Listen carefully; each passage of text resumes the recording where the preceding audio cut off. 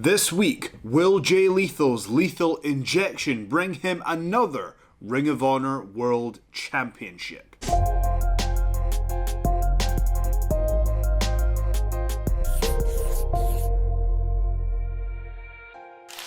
Welcome to Technique Tuesdays. I'm the prestigious one, Joe Hendry, and this is the show where we look in depth in the techniques that you see on Ring of Honor television. This week, we're going to be taking a look at Jay Lethal's finisher, the lethal injection, why it's so effective, and how it can be used to bring Jay Lethal another World Championship here in Ring of Honor.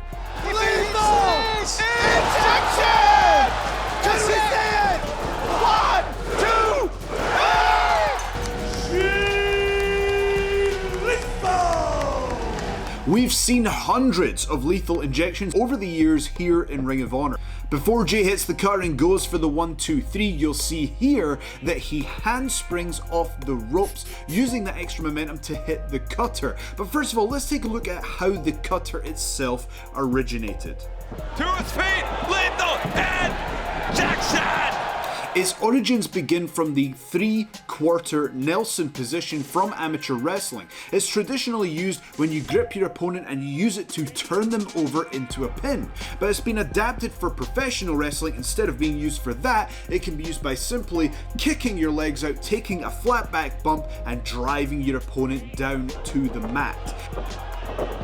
Double lethal injection!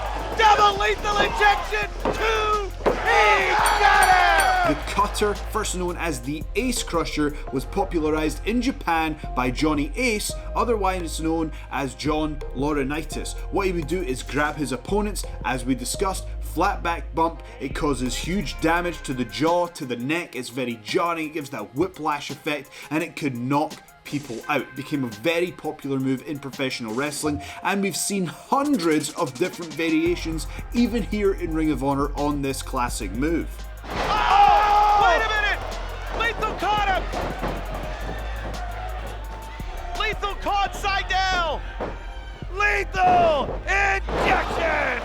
Now let's talk specifically about why the lethal injection and the spin that Jay Lethal has put on the move is so effective. What Jay will do is he will jump forward, and look at the finesse he does it with as well. He uses the momentum from his arms, bringing them right down to give him extra momentum, so he starts flipping forward. But just as he's about to hit the ropes, the hands go down, they're used as a pivot point, they stay where they are, and then the legs continue forward. They bounce off the ropes. Now with that momentum created, it will send the legs backwards. At that point, Jay will then spring backwards onto his feet. Now the question is why? I don't know if you've ever seen gymnastics, but you'll often see when someone starts to do backflips, they can continue and keep going because that momentum carries them through. It's the same principle here.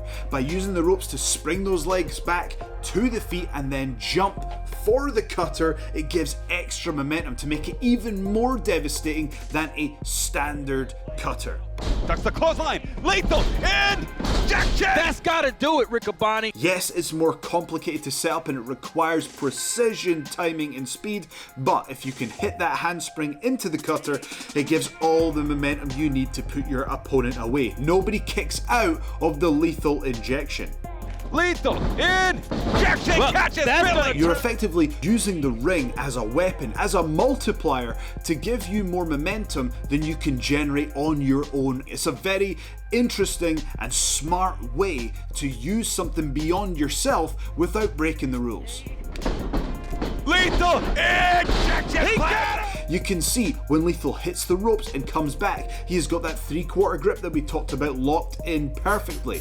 You can see as they're crashing towards the mat, there just isn't the space. The hold is locked in too tight. People cannot protect their head as they come down to the mat, and in my opinion, that's why the move is so effective. Cradle pile driver, Jerry Lynn's move, lethal injection!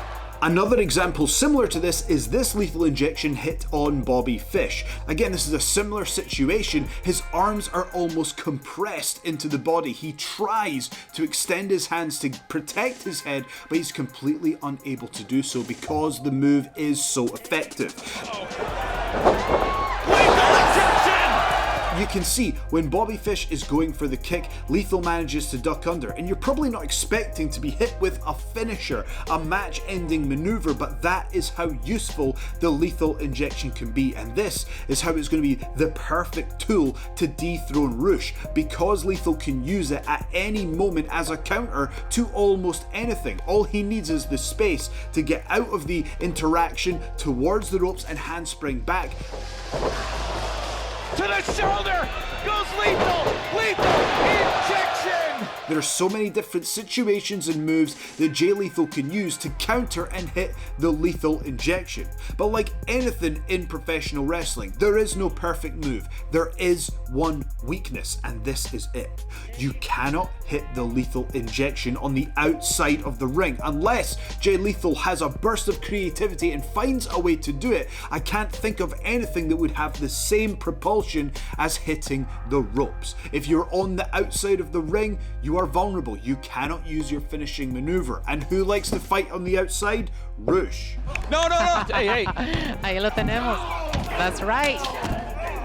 No, LFI's goal is to leave the pay-per-view with all the championships intact. Now here's the thing. Rush can't hit his finisher on the outside either, but he is willing to do a lot of damage. He is willing to break the rules, so Lethal needs to get this on the inside. You will see when he became the #1 contender, he hit a standard cutter followed by the Lethal Injection, so perhaps Lethal could hit Rush with a cutter, roll him into the ring, and then hit the Lethal Injection. But again, does that give Rush enough time to recover? We know what comes next. Oh, Lethal Injection! Well, that's it, Riccaboni.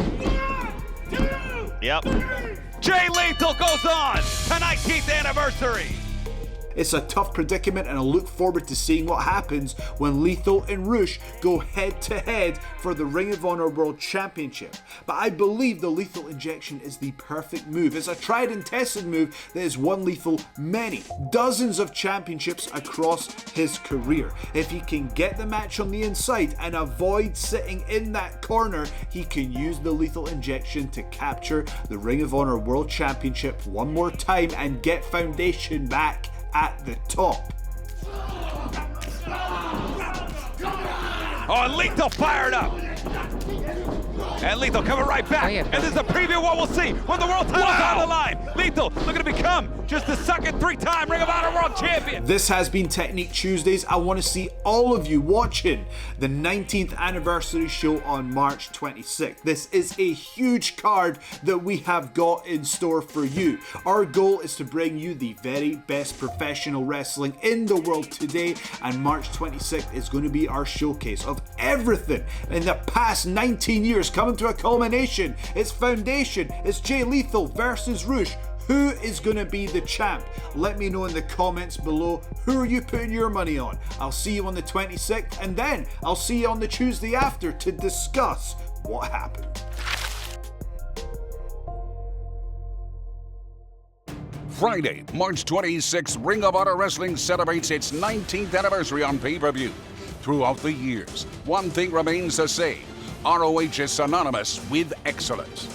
See ROH athletes such as the Briscoe Brothers, Matt Taven, the Foundation, La Facción Ingobernable, and many more. Championships will be defended and legacies will be defined. Find out why honor has always been real. Friday, March 26th, it's our 19th anniversary on pay-per-view.